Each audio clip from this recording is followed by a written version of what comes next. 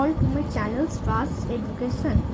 Today I will be completing the chapter of the Indus Valley Civilization, that is the chapter 3 from history.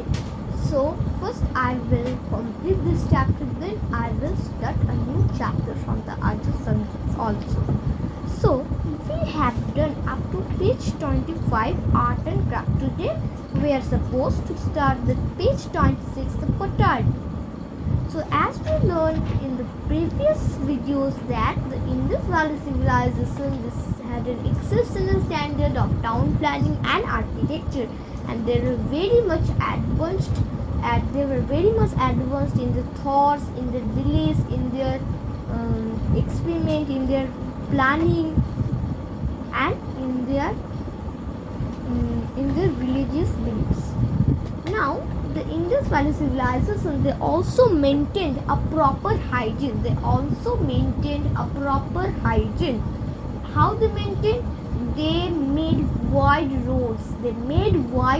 Which were about 30 feet wide, and these roads were intersected by smaller roads at right angle. These roads were joined with the smaller roads with other angles, and the manholes, every houses, they had its own drainage channel, and that drainage channel, all the houses, they had their own drainage channel, and all this drainage channel are mixing and combining into the main drainage channel.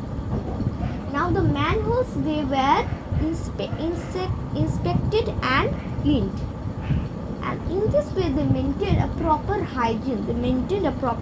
And they also made forward drains. Forward drains were found along the streets of the Indus Valley cities. And the ruins of those structures found in the Mohenjo-daro and Harappa tells us that the engineers, they had an excellent skill in the modern hygiene and in their planning, in their thoughts, and also in their beliefs.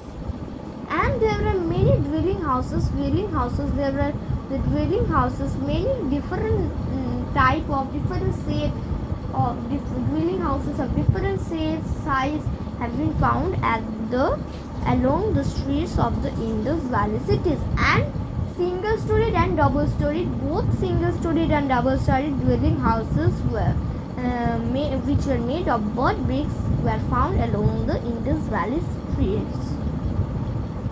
The houses, they were usually built on raised platform. They were built on the upper part so that they do not face, so that the people living in the houses do not face any problem whenever there is flood.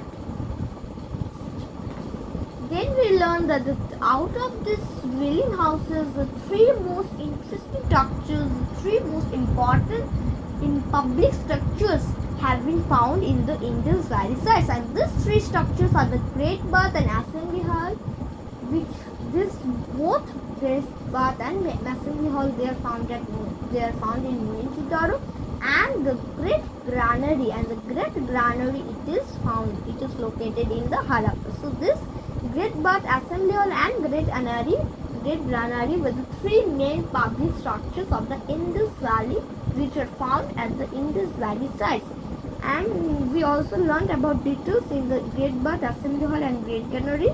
In food, the wheat was the main food, and the agriculture was the people of the Indus Valley Civilization grew crops in abundance because of the Indus River, which helps them to grow crops more easily, which helps them to grow crops more easily. The river banks, the Indus River banks, ensure the fertile soil. They had fertile soil. The soil was full of fertile, which helps in the agriculture, which helps in the increasing of agriculture. And the Indus Valley farmers, they grew different kinds of crops in the fields.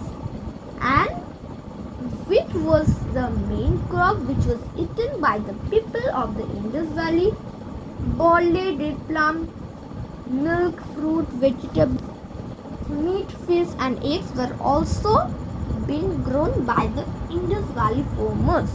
Now we learned about the dress and ornaments, that the cotton, mainly the cotton clothes and woolen clothes were preferred by the Indus Valley people, and both the men and women, the men as well as the women, they used to wear two pieces of dress. The men wore a lower garment which resembles a dhoti, and the women, they wore a lower garment which resembles a skirt. And the upper garment for both men and women was same, and that resembles a shawl. And it was compulsory for both men and women to adorn to old jewelries and necklace, finger rings, amulets, earrings, bangles and anklets were some of the ornaments owned by the Indus Valley people, and these ornaments, they were usually made of gold, silver, ivory, copper, steel and wood. Now the household articles, different types, different shapes, different sizes of household articles has been found in the Indus Valley sites. And we learned about there are many types of household articles. Some of the household articles were spindles, needles, combs, axe, knives and fish. And all these household articles, they were generally made of copper, and not all the time, only sometime, only a few times ivory was big used in the articles to make handles. Now, occupation, the wide range of occupation was practiced by the Indus Valley people. The Indus Valley people practiced a wide range of occupation, and the occupation which were practiced by the Indus Valley people are the farmers, weavers, potters, metal workers, toy makers, jewelers, masonry, bricklaying, boat building and stone cutting. So all these were the popular occupation practiced by the Indus Valley people. Now the animal rearing was also one of the major occupation of the Indus Valley people. The farmers, they used plow to till their land. Goats, sheep, buffaloes and mules were domesticated for milk and meat.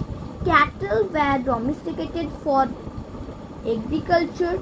Donkeys and camels, they were used as a beasts of burden, and dogs and cats, they were domesticated as the pets. Now art and craft, we learned that there are various types of art and craft which were practiced by the Indus Valley people. Now some of the most common or the most important crafts which were practiced by the Indus Valley people are pottery making, metal casting, seal making, bead making, jewelry designing. So all these were the important crafts which were practiced by the people living in the Indus Valley Civilization. Now today we will start with the pottery. What do you mean? Now the Indus Valley Civilization, they already knew the use of the potter's wheel. They knew the use of the potter's wheel. And both unglazed and glazed and painted pottery of different shapes, of different sizes have been discovered in the sites of the Indus Valley Civilization. So from this we get to know that the Indus Valley potters, they used to make unglazed, glazed and painted pottery of various kinds of different or several types, several sizes, and they were also of different shapes. The Harappan pottery was one of the is the name of the pottery, is the name of a particular pottery which was practiced by the people living in the Harappan region.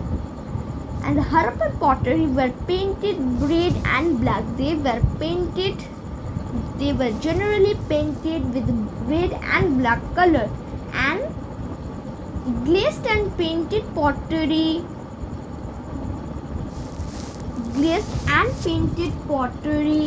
had geometrical patterns. They had some geometrical patterns like motifs of trees or animals on them. Motifs of trees or motifs of animals on them. So this glazed and painted Harappan pottery had geometrical shapes.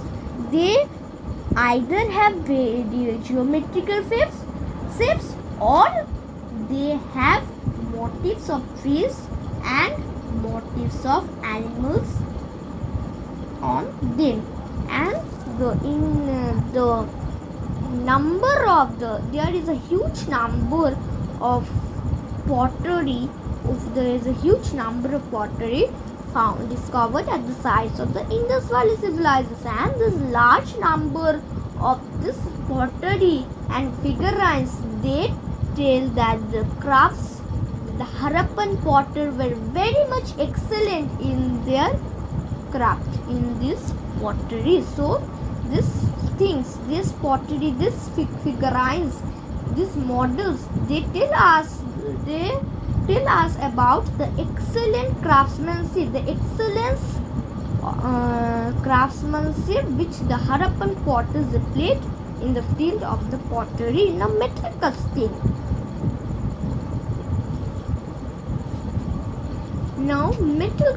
The Indus Valley Civilization, they already knew the use of the copper and bronze. At that point of time, the Indus Valley people, they only knew the use of copper and bronze. The use of no other bronze, the use of iron was not known to them. That time only copper and bronze, the use of the copper and bronze were known to them. And that time the use of iron was not known to the Indus Valley people. And tools, weapons, ornaments and vessels were made of copper and bronze. Tools, weapons, ornaments, vessels made of copper and bronze have been discovered in the sites of the Indus Valley Civilization. And the bronze figurines and the figurines of figurines of animals and humans were also made of bronze. Figurines of animals and humans made of bronze have been found at the Indus Valley sites. So they also used to make bronze figurines of animals and humans, and all these things, all these tools, weapons, ornaments, vessels, figurines, they tell us the advanced skills, that how the potters, they were advanced in the field of metal casting. And the structure of a dancing girl have been also found in the Indus Valley side, and this structure was made of bronze. And all these things shows that the Indus Valley people, they were very much advanced, very much extensive with the use of these two metals, copper and bronze. Now, trade and commerce. So in this, now we will learn that about the trade relationship.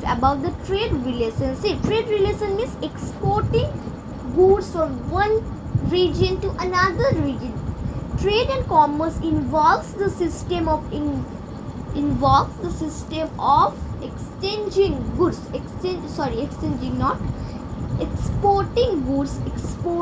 goods from one region to another region. At that time, money was not known to the people of the Indus Valley Civilization. So what they used in the trade, they used barter system. What do you mean by the barter system? The barter system, it is a kind of system. It is a system which involves the exchanging of goods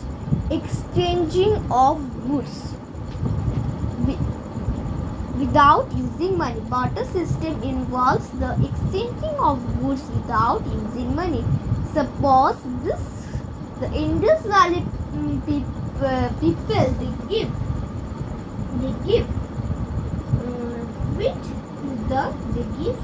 wheat to the Mesopotamian sites, and the Mesopotamian sites they give barley to the Indus Valley side. So in this way, the Indus Valley sides, Indus Valley people are giving goods to the Mesopotamian people, and in the exchange of the wheat, the Mesopotamian people are giving barley. So in this way, barter system were involved in the trade. The barter system was used for trading, and the Indus Valley people they had commercial ties with many regions of the Asia. They had commercial ties. They had good commercial ties with many regions of Asia, and many cells of the Indus Valley Civilization have been found at the Mesopotamian sites, and many cells of the Mesopotamian Civilization have been found at the Indus Valley sites. So this tells us that the Indus Valley Civilization and the Mesopotamian Civilization had a good relationship between them. They had a good commercial relationship between them, trade relationship between them. And the Indus Valley people they has also commercial ties with the modern day Afghanistan and the modern day Iran. So with these two regions also had good trade relationship with the Indus Valley Civilization. And terracotta pots, cotton clothes, metals and semi-precious stones were traded by both land and sea. Means sea and land were the means of transport. At that point of time, the sea and land were the main means of transport. The people of that time used to export goods from one region to another region with the help of land and with the help of the sea. And one most important semi-precious stone, that is the lapis lazuli. The lapis lazuli, it is one of the semi-precious stones. Bullockers, bows and sieves they were used in the trading system. These three means of transport they were used as the means of transport in the trading system. With the help of these things, the people used to exchange goods. They used to export goods from one region to another region with the help of this means of transport only.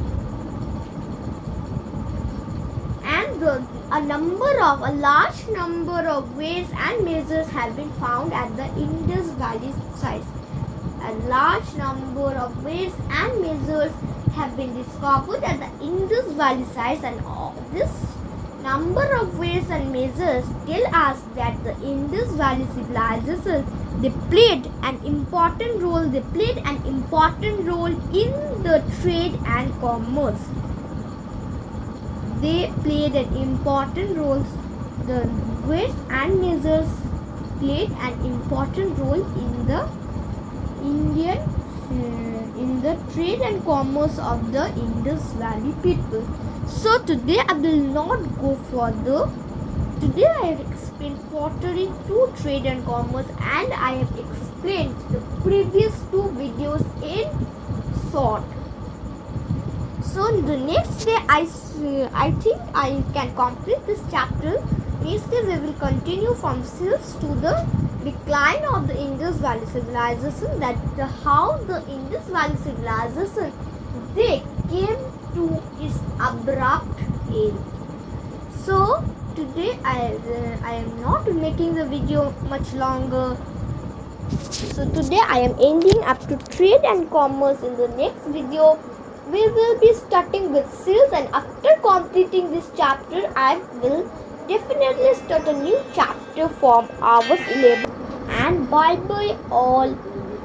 Stay safe and healthy, and we will meet in my next video. And don't forget to subscribe my channel, and please like my videos, share my channel, subscribe my channel, and please like my video, and please support me in this way. So today we have completed this. Today we have completed up to trade and commerce. Next day we will be continuing from sales. So up to this we will meet in my next video. Until bye bye.